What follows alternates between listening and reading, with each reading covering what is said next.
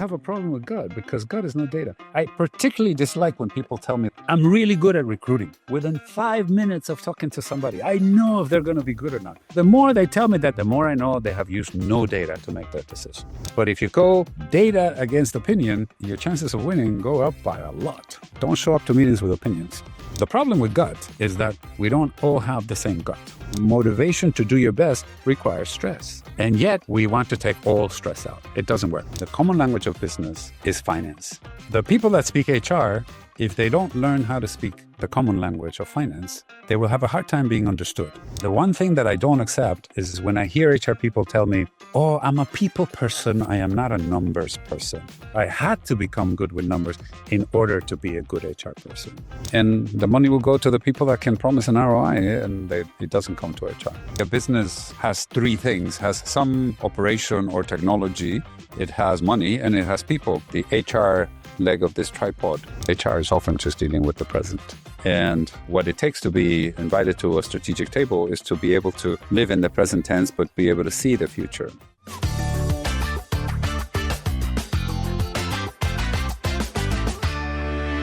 Dr. Fermin, I just wanted to thank you first. I've read your book on HR analytics. I read the blog post you sent me, but I also looked at a few other materials. So very impressed by your caliber. And just to be more specific on the gratitude, I've been having questions or the challenge of how to convince top management with HR topics or change management topics.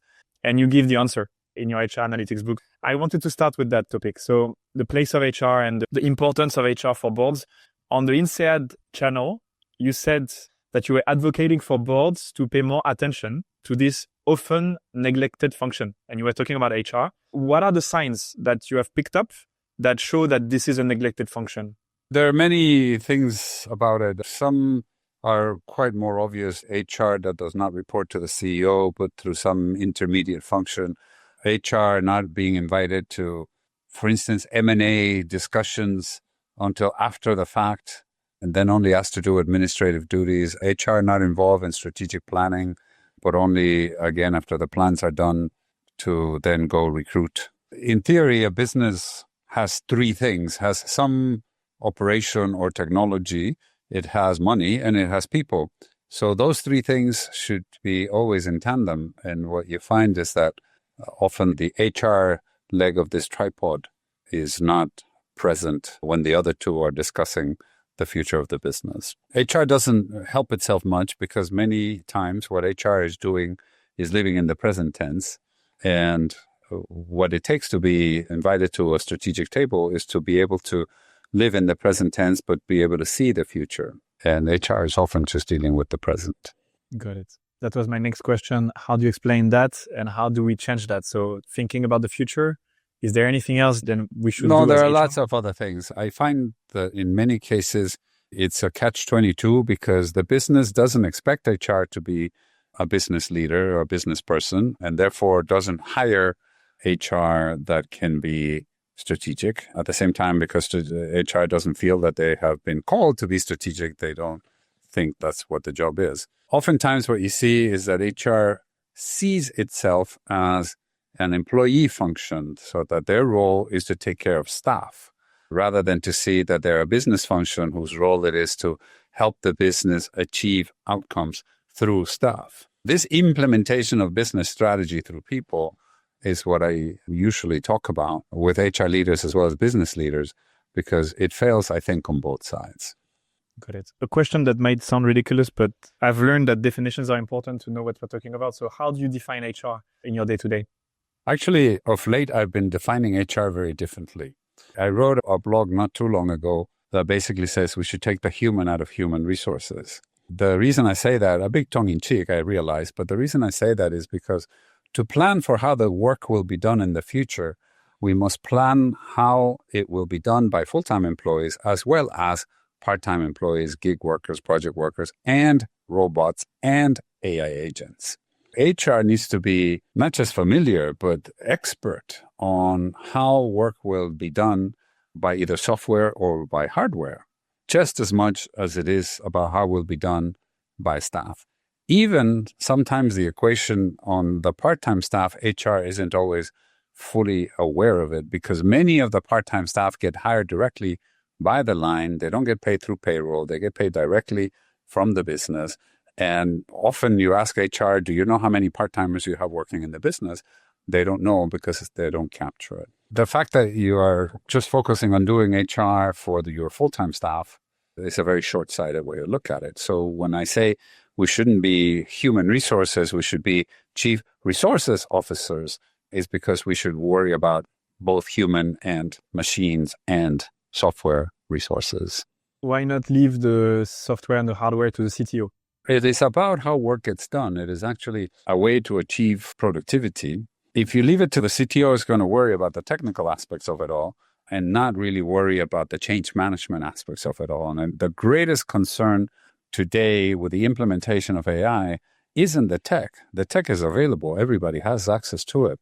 The biggest concern is, how is the change management going to work? How are you going to propitiate your organization to basically turn onto itself? In a sense, you need to ask people, try to figure out how to automate your job so that we can make your job disappear, which is a very difficult ask of anybody. Part of the reason why we're going at it so slowly. When HR worries about employee engagement and employee retention primarily rather than productivity, what you get is even HR folks that think that AI is not a good thing because it's going to take away jobs, and that means that we're going to have higher turnover. So no, it doesn't help. So you need HR to be fully on top of it all. And I will go as far as to say it should be in partnership with IT. And mostly that's because many HR folks are not data savvy enough or IT savvy enough. But the more HR becomes data savvy, the more this function needs to be together. In fact, you're already seeing it. The two big organizations are already making their HR leader also their IT leader. One of them is Moderna, the vaccines people in Cambridge, Massachusetts. And the other one is right here in Southeast Asia is Grab. The head of HR for Grab is also the head of IT, precisely for this reason. Very interesting. Let's go personal before we go back to the business, just to understand your drive and why you've been doing this. If you were to summarize your entire life to one question, what would it be? I created a motto some time back that I don't usually publicize, but it matters to me. And it is that people matter. And what I mean by people matter is that the implementation of business strategy through people is what I have devoted my life to, which is why I've been doing HR, and the books I've written all have the same underlying theme, that what HR needs to help the business do is the implementation of strategy. And that usually isn't necessarily what's happening. So what I talk to HR folks about is you have to come up to the table. You have to be a business partner. You need to help the business achieve outcomes and measure yourself against it. Is there still a question that is not answered within that scope that you have? Is there still some mystery to it? Because it's been a while you are studying the question. So are you still pondering like some doubts? No, I don't have any doubts. I think this is where we all need to go. My concern has always been, is the HR function ready? Are HR leaders ready? And I gratefully see that many are getting it. And I have now devoted 15 years of teaching to trying to create a whole new generation of HR leaders that in the future will think this way about HR. That's what the books, like I said, are about. And when I talk to people, that's what it's about. Amazing. But yeah, I still find that too many, especially out here in Asia, are focused on employee well-being as opposed to organizational success. Got it. And it gets in the way of them being able to get the employee well-being because they cannot pitch for it unless they connect it to the business objectives, which is the kind of the intro of your book. It's a catch-22 because the more you go asking for, oh, we should do this for employees, and the business is rightly going to say, what's the ROI on that? And they go, oh, no ROI. We should just do this because then the next person that comes up and says marketing wants some money for a campaign that they think is going to increase sales by 20%. And IT is going to ask for some new equipment that they think is going to increase productivity by 20%. And there's HR saying, and I also need some money because it's nice to have. And the money will go to the people that can promise an ROI, and it doesn't come to HR. Got it. Cool. So you started your career in an oil and gas company in Venezuela.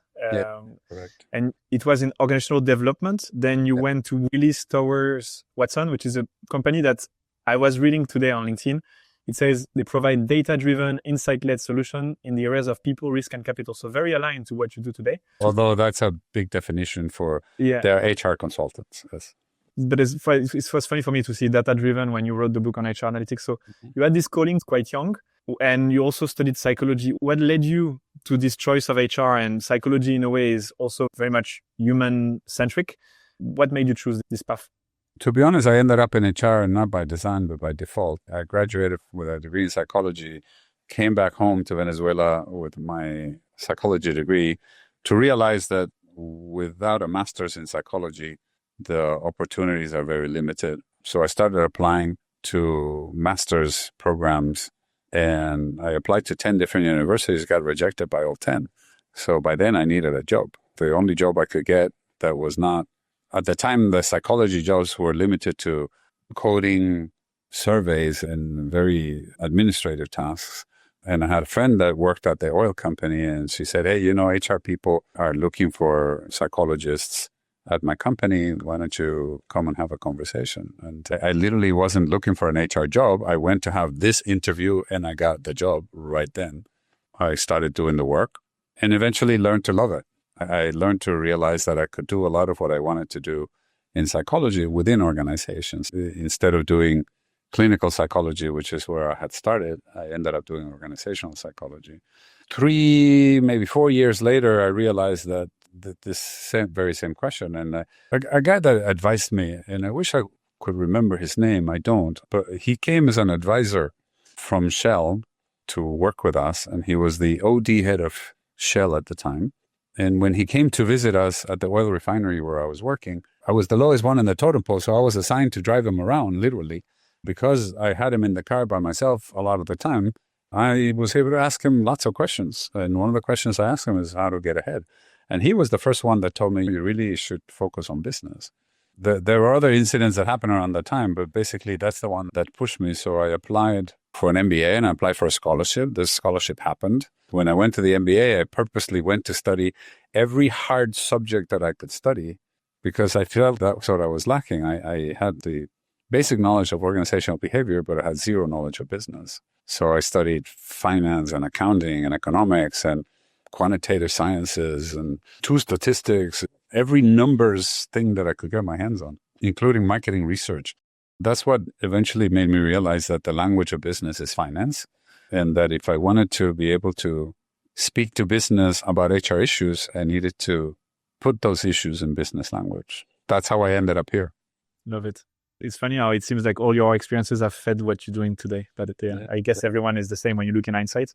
Is there any belief that you held that was changed? I guess when you talk about finance, that's a belief that changed. Like it was HR, so HR driven, and then it's numbers driven and it's ROI driven. Are there other mindsets or beliefs that changed throughout this career that you had? I've changed my mind a lot about how compensation works and what motivates people. We were taught very early on that money is the prime motivator. And there are things like Maslow's hierarchy that basically say you need to be paid before you can actually be great. I have learned over the years that many people, and in my own research, is maybe as many as 80% of the people are not motivated by money. They are demotivated by the lack of money, but they are not motivated about money. Now, there are a good 20% of the people that will do that. Many of them end up being entrepreneurs, or they work in sales, or they're perfectly happy in places that have very high incentives, like investment bankers.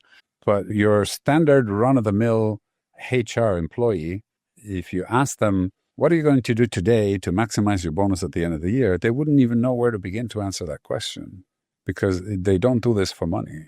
Everybody wants to make more, don't get me wrong, but not everybody's willing to think about what am I going to do to make more money. They rather change jobs than to work harder.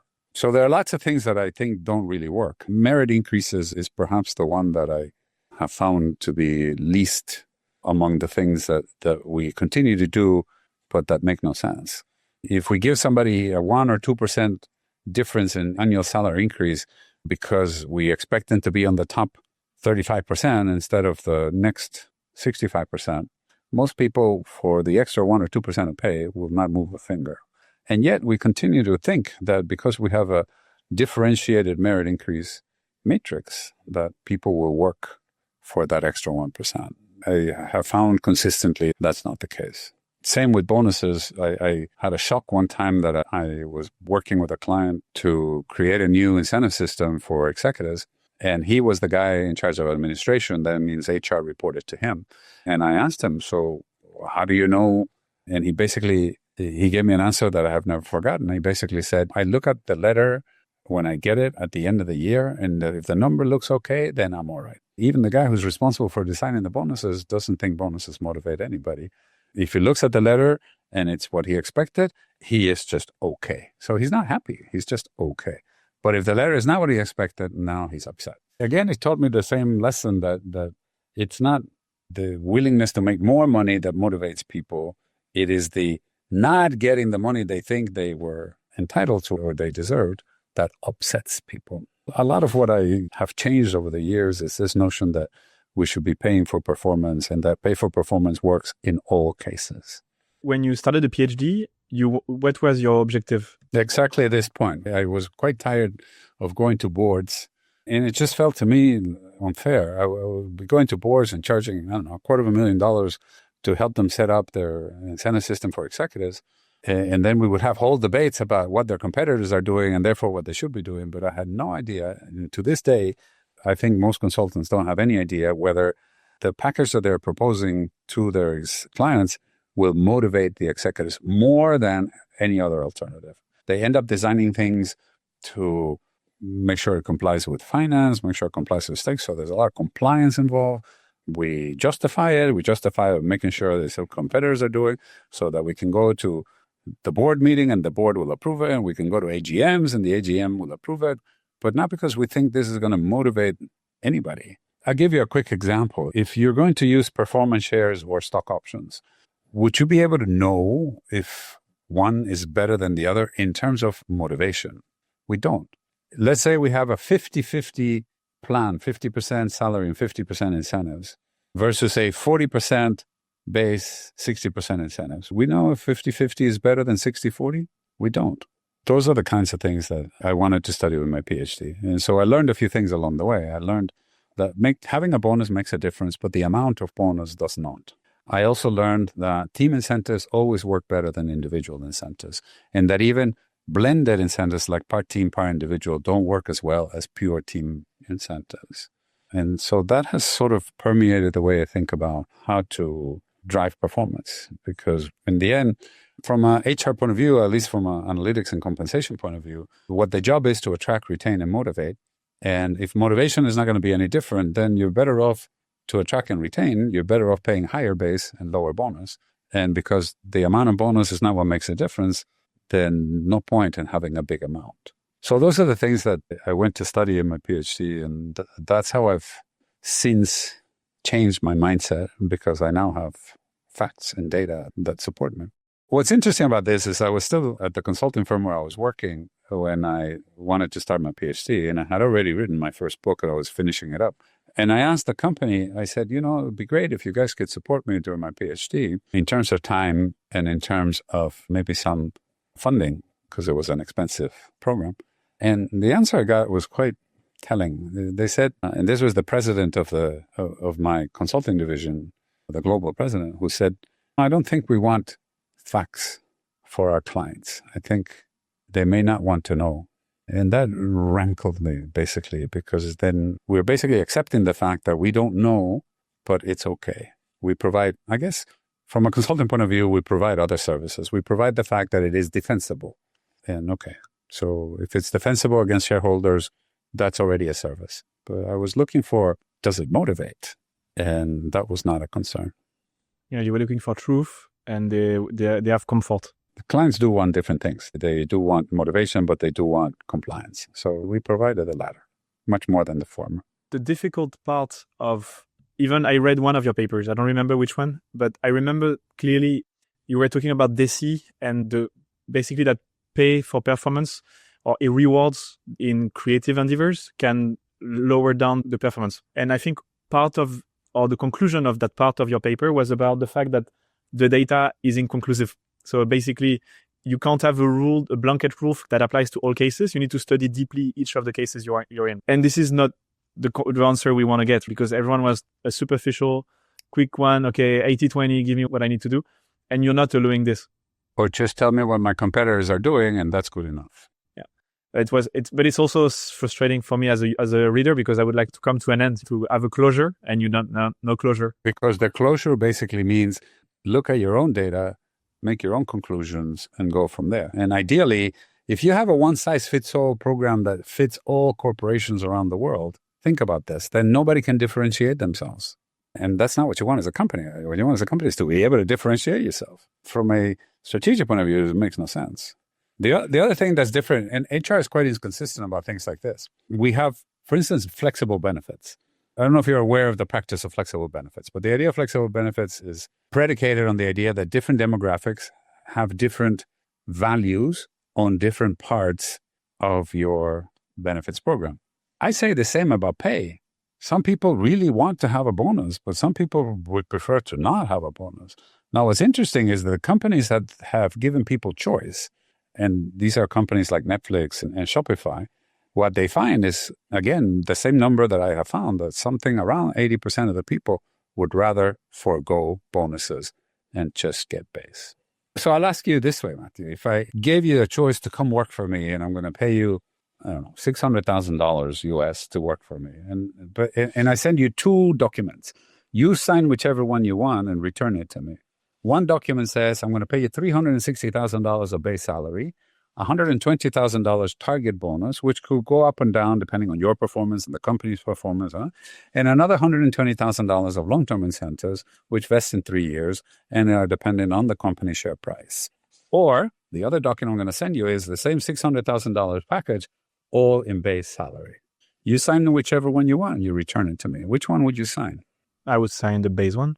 Yes. 80% of the people would sign the base one. So why isn't HR doing this? Oh, no, because pay for performance. So, but you know what? As a leader, I imagine you want to have some form of leverage.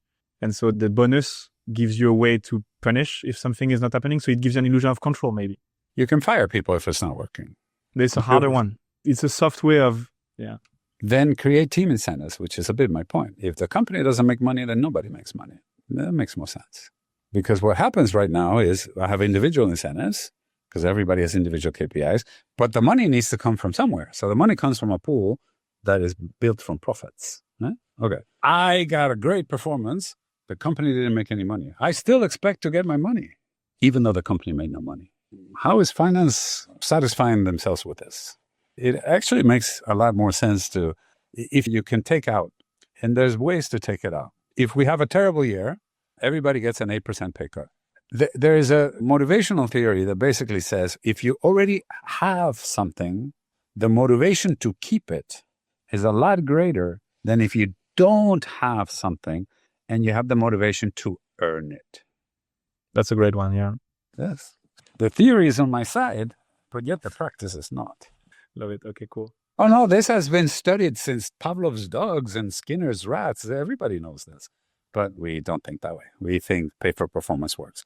The agency theory and expectancy theory, these are the people that started this whole notion that carrots and sticks, that's what works. And most people hate the carrots and the sticks. If you ask any HR person, and this has been consistently true now that I've started doing this full time, any HR audience that I go to, I ask them, what is the one thing guaranteed to upset employees every year at your organization?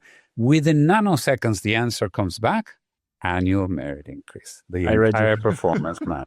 Correct. Yeah. But tell me, what are we going to do about it? Are we going to change anything? No. Next year, we're going to do exactly the same. Now, imagine if you are the marketing VP. You get customers' data from your customer surveys that say, we would want your product to do more and cost less. And then you went back to the CEO and say, oh, don't worry about the customers. They always want more for less. How long do you think that marketing executive would last in the company? But in HR, we go tell the CEO every year, don't worry about the fact that employees are upset. They always want more money. Don't worry about it. Then they quit. Why not HR is asking for the change and they don't get it because... Because they don't know how to ask for it. It was part of the reason. but because we're asking for the wrong thing. In the end, we keep trying to come back with, give us money because it's the nice thing to do. Yeah. As opposed to, if you give me money, I'll get you a return on that investment. What's interesting is, and this is why I think every company should do their own data, go do a pilot. Go do a pilot that basically puts people on base only, like we just described, somewhere, some country, and then study the difference. Did you get better productivity? Did you get better collaboration? Did you get better innovation? Did you get lower recruiting costs? Did you end up saving money? And if the answer is this worked, then do it some more. I always tell people, don't believe a word I say. What I really want you to do is hear the ideas I have and go test them in your own company. Before saying, oh, he's so crazy. No, just go test. And if it doesn't work in your company, I'm fine. But if it works in your company, then you've discovered something that you didn't know before. You are one of the top HR influencers in Asia. So what are you trying to influence? I guess this is what you're talking about. Yes, so this is what I'm talking about. What I'm talking about is that we should stop thinking that one size fits all. We should stop thinking that the purpose of HR is to make people happy. We should start thinking that happiness that we want in people needs to be because happiness breeds productivity. And not to make assumptions. We make all kinds of assumptions on all kinds of things that need to be tested. That's one. Higher engaged employees are more productive. Okay, let's go check it out. My experience has been that it's not a linear progression, that if they're not engaged, they're not productive.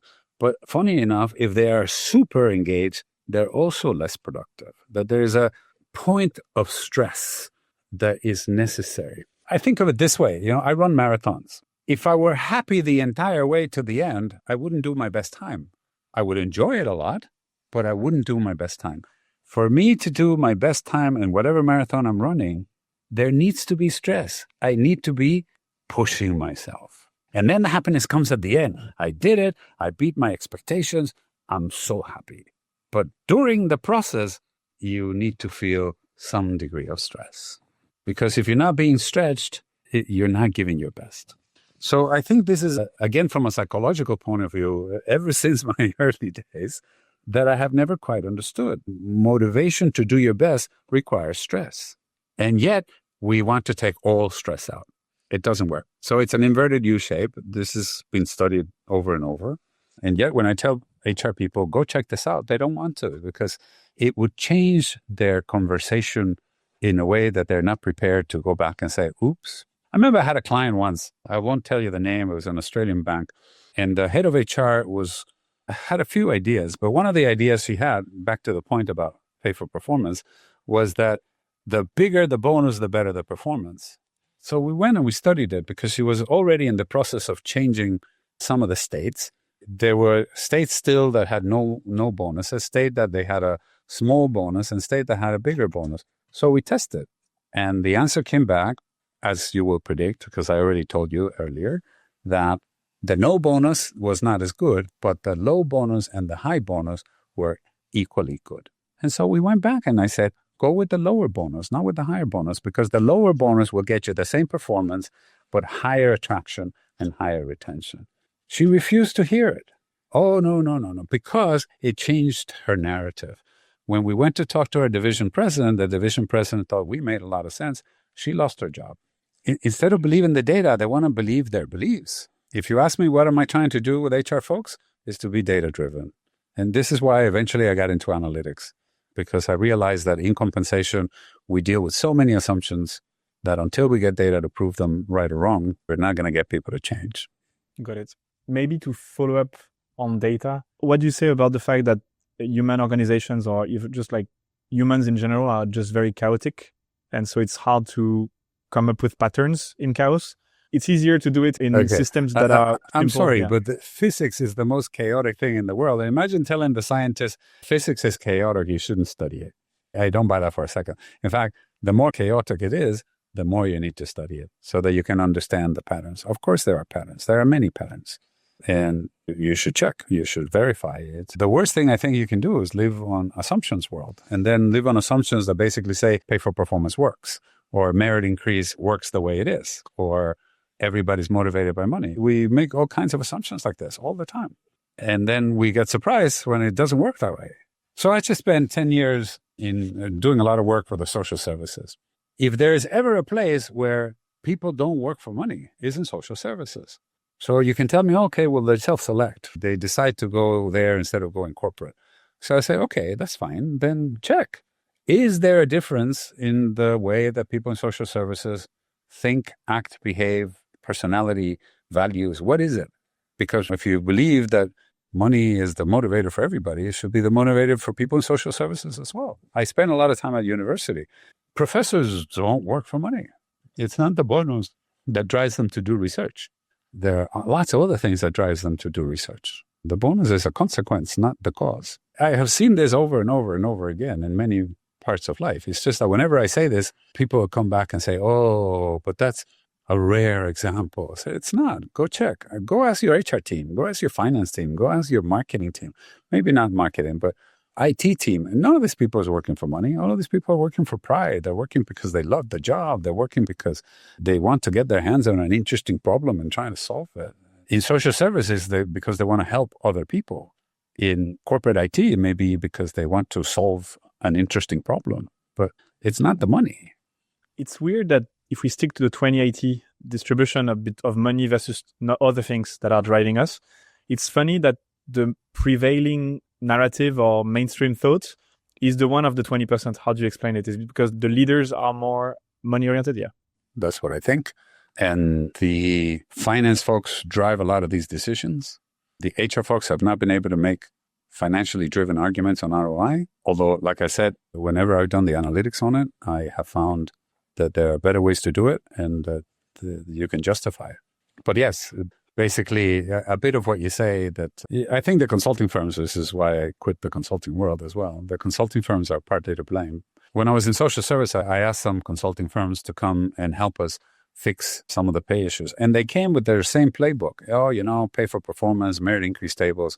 And as soon as I realized they were doing that, I stopped them. I said, no, forget it. What I want you to come and help me do is reduce the amount of variable pay. What I want you to come and help me do is implement more skill-based individual pay rather than merit increases. I want you to help me convert this from a place that it's money-based programs to principal pay programs, to values-based programs, to we're all in this together. Help me figure out things like in a social service organization, how do we know if this year was a better year than last year? And then pay on that so that we get people all working together in the same direction. Because they come in with their sort of predefined mindsets that the only way to motivate people is annual increases. And then we are all mystified that at the end of the year, no one's motivated, everybody's pissed off. So I could not avoid to read about pay and analytics from you, but you were the VP of HR of PepsiCo. So you had a broader vision of HR. And maybe you talk about marathons. So you have a feel for peak performance to pushing yourself. So, and also another piece of information about me so that you understand my context as well.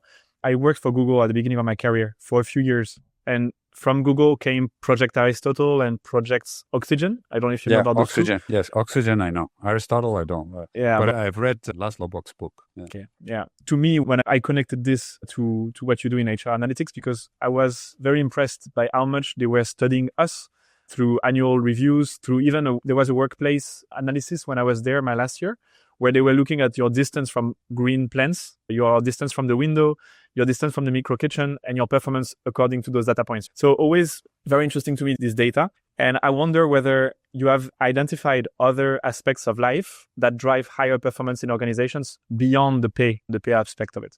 Yeah, I think the best research I've seen on this is I like Daniel Pink's model of autonomy, mastery, and purpose. I think there's a lot to be said for that. There's a lot to be said for what I think people are now doing in their careers, which is they want to achieve that autonomy, that mastery, and that purpose by changing jobs often.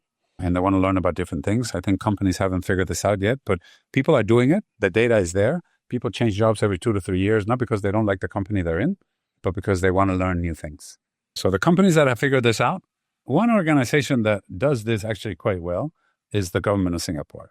The government of Singapore actually changes people around actively, particularly the ones that they consider to have some better performance and potential. So you can spend 20 years of your career in the government and not be in any one job for more than 3 years.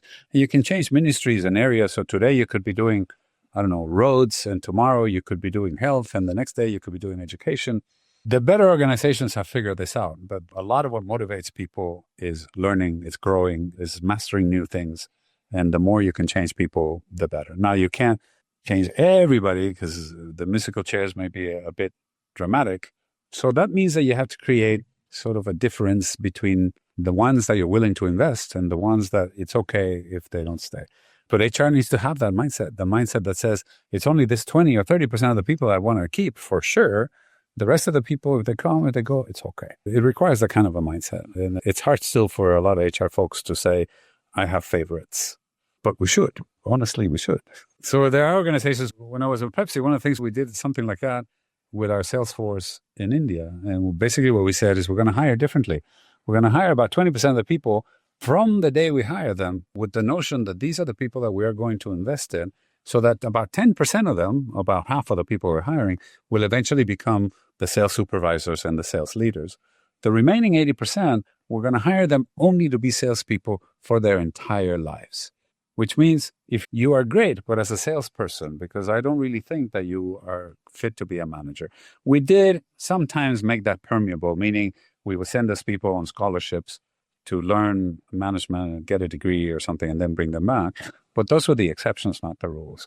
Before, everybody had a shot of being supervisor. We ended up promoting the best salespeople, and we ended up with often very bad supervisors and losing out on having great salespeople. We basically said, okay, let's make this different. The people that want to have a career is the 20%. The people that want to make a lot of money will make those the 80%. And the people who are really good will be making a lot of money. So they don't want to go anywhere because they're making a lot of money with us. And that was a better way to do it than the way it was done before. The way it was done before was same for everybody. The way we did it later was we have special ones. We have our favorites. And our favorites came in two flavors, favorites for management and favorites for performance. Everybody else, you can have a job with us as long as you're doing a good job. But if you leave, it's okay. Go, I'll find somebody else. I guess it's the politically correct thing to do, not to have favorites. And it's a hard thing to say, we're back to the nice hippie vision of the world that actually doesn't work. Yes, a bit. Yeah.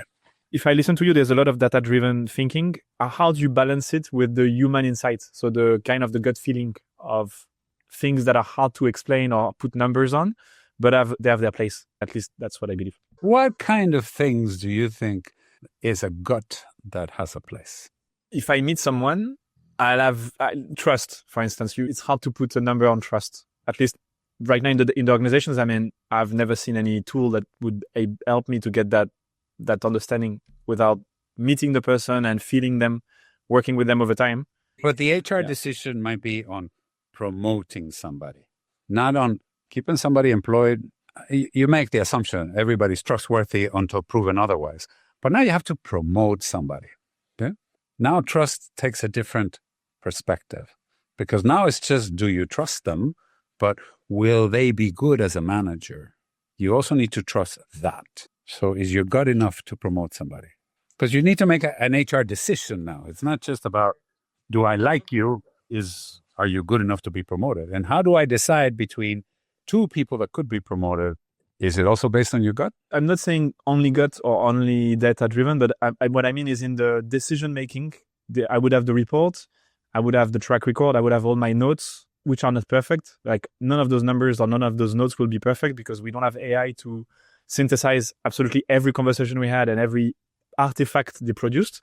So in the end, I would have some representation of the reality through the data, and then some gut feeling, common sense, whatever you want to call it, intuition, insights that I would not be able to explain that will color the data. That's the way I've been operating. Let me tell you, I hear you. There are parts of HR that are human that I will agree to. Trust isn't necessarily one of them. Empathy is. But on trust, just on this, okay? We did some work in Mexico about hiring, particularly salespeople. In the Pepsi world, 90% of the people that work in either the Frito or the Pepsi side of the business are operational people, and about 60% of the 100 are salespeople. We spent a lot of time on salespeople. And so I went to ask some of the distribution center managers what makes a good salesperson. And they all had their gut. Their gut was something like, oh, I don't want anybody with experience because they come with bad habits. And then I would ask the next one, I rather have them with experience because they can hit the ground running. I'm hiring for the exact same job, but I have two guys with diametrically opposed opinions about the same thing because none of them has data. They only have anecdotes. They only have their gut. Or somebody would say, oh, I'd rather hire college-educated people because they are better. And then you ask the next guy, I don't want anybody with a college education because they just want to get promoted and they don't want to put in the hard miles. How do you know which gut? Because the problem with gut is that we don't all have the same gut. What you think is trust, the next guy doesn't see it that way. How are we consistent? It turns out that my HR folks, my talent acquisition folks in Mexico, had to hire salespeople, which was the exact same job, from completely different sources and completely different perspectives because different managers had different ideas of what a good salesperson was like. I can't live with stuff like that. I really can't. So I said, okay, there's got to be a better answer. What's the right answer? So I took all of these characteristics that different managers were asking my recruiting team to do. And then I went and looked at the data that I had. How many salespeople do we have here that have been here for at least 3 years? Turns out that we had literally thousands of them. I went through my HRIS, took out all the data, and I had from the sales administration system, how much did they sell? And I was able to build a model that basically said people without college education, with about 2 to 3 years of experience, it was good to hire people that had left the company and come back. They were also more productive. And so I had data that basically said if all of our salespeople had this profile, our sales would go up by 3.5%. And then I went and I had a presentation to the VP of sales and all of his direct reports, which were all these people with the guts. And basically said, okay, I know that you're all telling me to hire like this. And I pointed out, you want them like this, you want them like this. And so my HR team is going crazy because you're all trying to hire different people for the same job. So I went and did this study. Let me, through experience, try this out. Because I didn't say, I'm right and you're wrong. What I said was, I think we have something here. Give me 6 distribution centers. We had about 160. Give me 6 distribution centers. I'm going to change the people over the next 4 months, 3 to 4 months, and then let's let them run 6 months. And sometime next year, I'm going to come back to you and tell you what happened. It only took me 7 months to figure this out because it took me 3 months to change the people in these 6 and about 4 months to see the performance. And I was right. I had said performance would go up by 3.4%. Performance went up by 3.6%. This worked so well that we went to Brazil, to Chile, to Argentina, to Central America, to the Caribbean. And we did the exact same study. And we actually turned the business around in all of Latin America, all out of just one pain point that we had, because all of these very experienced people were telling my talent acquisition people, what do you know? You've never hired a salesperson. This is what I want. And I basically said, no, but here's the data. And let me go verify it first, so that you all can be sure. And so the only thing I came back with is, here's an ROI. Your sales are going to improve. And so when you tell me about gut, I have a problem with gut because gut is no data. I particularly dislike when people tell me the following. I'm really good at recruiting. I can tell within 5 minutes of talking to somebody. I know if they're going to be good or not. Because the more they tell me that in 5 minutes they've already made up their mind, the more I know they have used no data to make their decision.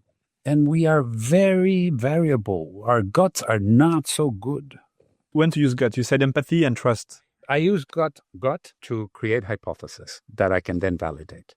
I think the problem is that we're hiring, too many people that live too far away from the office. That's what my gut tells me. Okay, good. Let's go check that out. Lovely. But just to go with the gut as if the gut was data? Nah.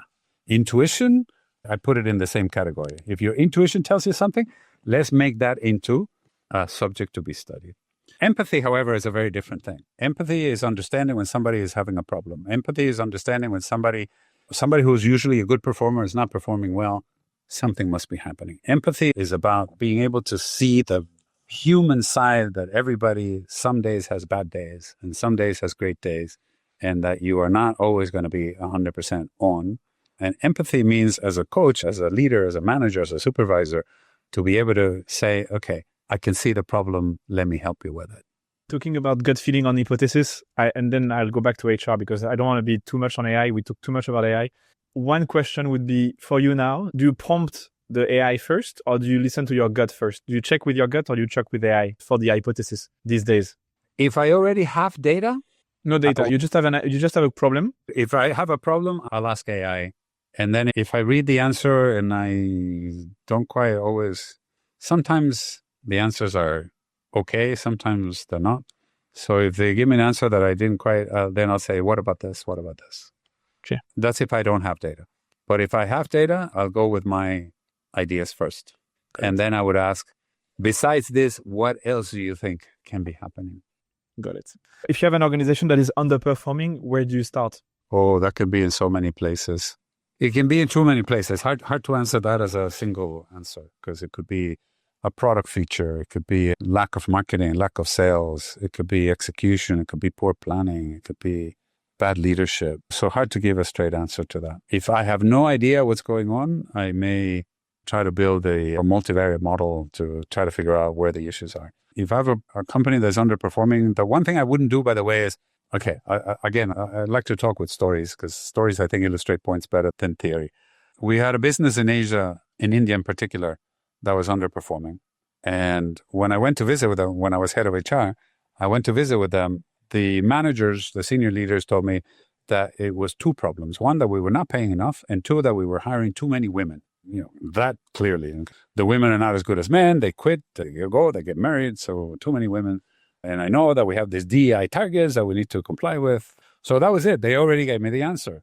The one thing I never take is that answer. I hear them. I say, okay, I now know where your problem lies, but then I will recast it. And in that particular case, I said, okay, what's the actual business problem? Because the business problem cannot be that we have high turnover. The business problem is what? So the business problem was that we were not able to deliver projects on time. Okay, good. Now I understand. It's a project delivery problem that we're trying to solve. Okay, now let's go address it. I knew that I had to answer their pay question, and I knew I had to answer their gender question, but I also knew that what I really needed to answer is the project execution question. So then I go and I try to build hypotheses around it. Okay, what's the problem? Is it a recruiting problem? Is it really a pay problem? Is it something else? So I do some focus groups. I actually did some surveys of people that had already quit. Did you really quit for pay? We found out that pay was at best the third reason, for the most part, the fifth reason where people quit, that the reason had more to do with other things. So those became my hypothesis. Then I went and got some data. I tested all the different things that we had been told along the way. And I came back with 17 different suggestions, or maybe 13 different suggestions of what to do. One of which was pay is fine. The problem that we're having is that you all are manipulating the performance appraisal system to try to deliver more pay to people who are not performing as well as others, and that's creating problems. So that they got very upset with me, but I had the data to say there's no other way to explain how come the best performers are not paid as well as people who are second and third tier performance. And the only way I can explain that is that you are giving high ratings to people who are low paid to try to increase their pay. And instead of really doing what you're supposed to be doing, which is to pay more the better performers, you are paying more the not better performers. So the better performers are getting upset. Oh, it's not us. Yeah, but it was. And then the women issue, they were right to a point. We were hiring women that had, in order to comply with the quotas, we were hiring women that had lower grades from school. And so what I changed was our recruiting to say, okay, can we then hire top students from second tier schools as opposed to second tier students from top tier schools? Of course, they were all from top tier schools. They all thought I was crazy. Of course, the top tier schools are better. Said, do me a favor. Here's the data. We actually have a few people that come from tier 2 schools, and there's no difference in performance. By the way, we hire them at about 11% less, and they last about 4 months longer. So let me see. Same performance, cost less, stay longer. What's wrong with hiring people from tier 2 schools? And that's where the discussions end. And again, back to the point that my gut says tier 1 people are better than tier 2 people, but the data says that's not true. Very interesting. I never thought about this. The tier 2 schools, that's a really good insight actually for recruitment. One of the things I preach in my analytics discussions with HR executives is don't ever go to a meeting with an opinion, because opinion to opinion, your chances of winning are very small. Even though you think that you are the people expert, they have rank on you. And if nothing else, what they're going to say is, what do you know? You've never managed a team of, in this case, it was developers. In the other case, it was salespeople. And that's it. You lost. But if you go data against opinion, your chances of winning go up by a lot. Don't show up to meetings with opinions. You spoke about the fact that a lot of the data or the insights you bring are very old already. Like I think you spoke about agency theory or some of those things. How do you explain the fact that we know most of the answers to the biggest questions we have and we still don't implement them as humanity? Do you think Maslow's theory is true? Yes, I think so. And I would top it with self-transcendence to go further. Do you think MBTI is a good way to assess personality? No, MBTI, no. Okay. Maslow's theory has been debunked since the 1980s by anybody that has bothered to study it. Okay. When Maslow wrote it, he actually had no research. But when people went to business school, that was the prevailing knowledge. So you learned it. And it's, in some degrees, common sense. So you don't question it. And then we all leave school, we never study these things again because the people studying these things are scientists. But if you take the trouble to go look at Maslow's theory, you will find countless papers that are 20, 30, 40 years old already, basically saying, no, it doesn't hold. No one has been able to actually find this to be true. All loves die hard. Agency theory and expectancy theory work in some circumstances, but they make sense from a common sense point of view. It's just that all of the additional data ever since has basically said, no, it doesn't quite work the way that those two guys said it was going to work. It works like that for salespeople, but it doesn't work like that for other people. I'll give you another instance. We have created SMART objectives. And when people talk about SMART, they'll easily tell you specific, measurable, and then they go to something like achievable, and then realistic and time-bound. Turns out that the people that did the research, Kaplan and his friends, what they were saying is attainable. Attainable means that about 20% of people can attain it, and relevant, meaning they are actually linked to the overall objectives of the organization. But by changing the relevant to realistic and the attainable to achievable, we've made it so that everybody should be able to achieve their objectives. And then the good HR folks want to make sure that every KPI can be met, because otherwise people are going to be demotivated. The people that did the research always knew from the beginning that the way to set these objectives was only about 20% of the people should be able to achieve them, 10 to 20%. That's what all the research says, but we don't do that. So you want to look at the science. It's all there. It's not like it's hidden. It's all there. You can go check it out. So who was doing it well? Jack Welch was doing it well at GE because he was quite clear about the fact that we needed to set targets in a way that the majority of people would fail to meet them. But that's how you differentiate good performers. The 10 to 20% that achieve them, those are your superstars. And then there's no question, they achieve them. So the science is all there. We just refuse to accept them because we want to do more common sense things. So we let common sense take over science. I hate to sound political, but that's a little bit of what's happening in America right now with the whole health discussion. The science on vaccines is as old as vaccines themselves. It turns out that we've been vaccinating people for things like measles and chickenpox and whatnot since the 1800s. We've been doing it for 150, 175 years. But now we're going to debunk it with some common sense thing that, oh, we heard a story that somebody got sick because of the vaccine. So that now, instead of following the science, we're going to follow somebody's gut. I don't even know how to answer or to respond to you because you broke a few things in my mind. I need to study what you need. I need to study a few of the things you said because I believed in Maslow. Yeah, I need to check the data there. I will reiterate what I said earlier. Don't believe a word I say. Go check. Yeah, I hear you. So basically, the most important thing is the scientific process of having hypotheses, and maybe one of them can be Maslow, but just test it in your own organization so you don't implement it. The same lady that was convinced that bigger bonuses at this bank in Australia were going to drive better performance was also convinced that MBTI, diversity in MBTI profiles was going to be key to making teams work better. So we went and checked. We basically said, okay, the teams that have more diversity in MBTI and the teams that have less diversity in MBTI, is there any difference in performance? We found zero difference in performance. In fact, what we found is that there were only, out of the 16 possible MBTI profiles, only 4 discernible ones, which are the 4 in the corners, if you ever look at MBTI. Those are the ones that are more prevailing because that's the way the whole thing is worked. And then I took the time. How valid is MBTI as a way to predict personality? And the scientific community literally laughs at it. And so I say, okay, why is she believing something that it's already been proven not to be true? And it's because we want to believe our gut. We want to believe our assumptions. And so that's what I don't like. What I like is if your gut is telling you something, go check it. If the data continues to tell you something, then you're onto something. Got it. What's the most exciting HR innovation you've seen recently?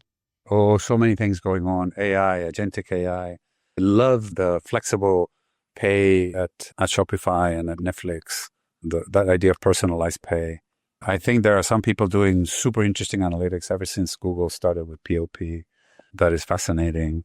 The blending, I know you said that it doesn't make sense to you, but the blending of HR and IT is, I think, a clear pathway to the future that is very counterintuitive. So this notion that you're not a CHRO anymore, but a CRO is, I think, super exciting. It makes sense to me. I just challenge it to know what you were thinking about CTO to actually push the idea.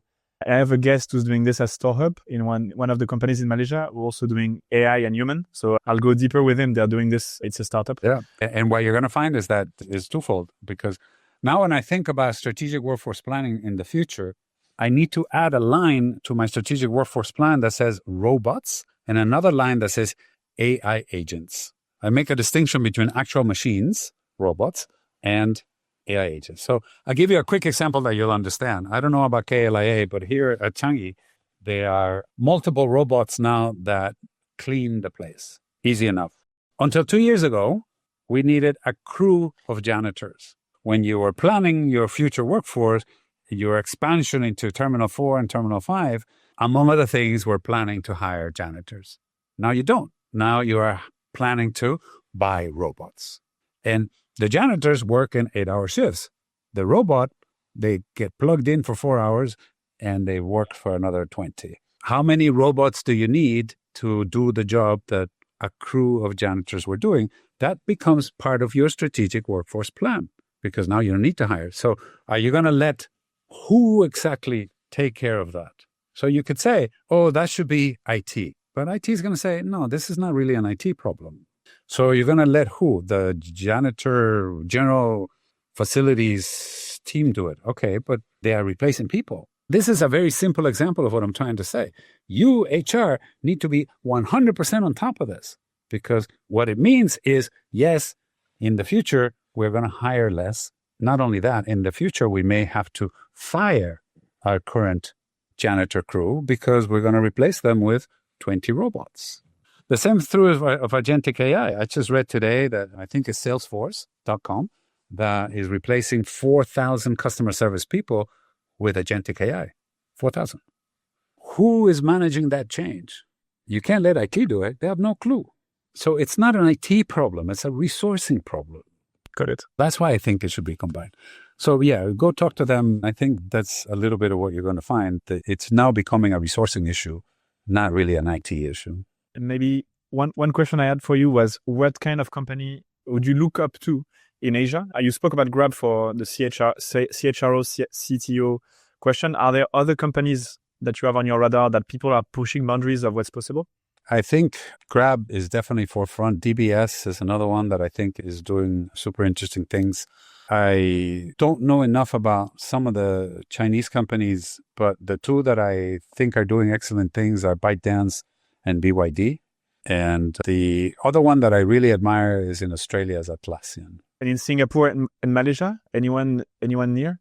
Actually, in Malaysia, I think there are two organizations that I respect very highly. One is Maybank. I think Maybank had a very clear indication for the longest time, ever since Dato Sri Wahid was the CEO, that people were an integral component of the business strategy. And a lot of the change in Maybank from the time that they bought that bank in Indonesia that went to hell, and they even had the government questioning whether Maybank knew what they were doing. And that's when they bought Dato Sri Wahid to run it. To today, one of the biggest changes that that organization has done is to make people an integral part of the business strategy. So I really respect that. The other one that I think doesn't get enough credit, but are a fascinating case study, is Malaysia Airlines Group. This is a company that went through the disaster of Ukraine and the additional disaster of MH370 and has come out the other side stronger. I think the amount of change that Malaysia Airlines Group has done is mostly due to its people leadership. So I give the Tug Nora and Dato Khalis Rahim lots of credit, because I think those two organizations, it has been their HR that has made the biggest difference. Cool. I'll study. Thank you so much, Dr. Fermin. Maybe one last question. If you had any one last piece of advice for people who are starting their career in HR or are like aspiring HR leaders or starting to be HR leaders, what's the one advice you want to leave them with? That's easy, because this is advice that I always give to everybody, and I will couch it in a way that I think hopefully the people listening to this will understand. The business world speaks one common language, and the common language of business is finance. The HR folks speak a dialect, which is HR. The people that speak HR, if they don't learn how to speak the common language of finance, they will have a hard time being understood. The people that only speak finance is like the people that only speak English and never learn to speak Malay. If you only speak Malay and you're trying to speak to people that only speak English, so that is, if you only speak HR to people that only speak finance, they're not going to understand you. So the advice I always give to HR folks is learn finance, learn numbers. And the one thing that I don't accept is when I hear HR people tell me, oh, I'm a people person, I am not a numbers person. I find it so difficult to even begin to comprehend that these two things are opposites. They're not. They're complementary. And I know it in my own skin. That's why I started as a psychologist, but I ended up being a numbers person, not because I am good with numbers. I had to become good with numbers in order to be a good HR person. And that's the message I always give people. If there's a difference in my own career that made me better at what I am doing, and as you pointed out, I've been doing it now for nearly 30 odd years, is because I learned to speak numbers. Thank you, Dr. Fermin. An honor to have you. And grateful for all the insights, also for the bit of brainstorm you caused in me, because now I need to study a little bit of the things that I was taking for granted. So thank you for that as well.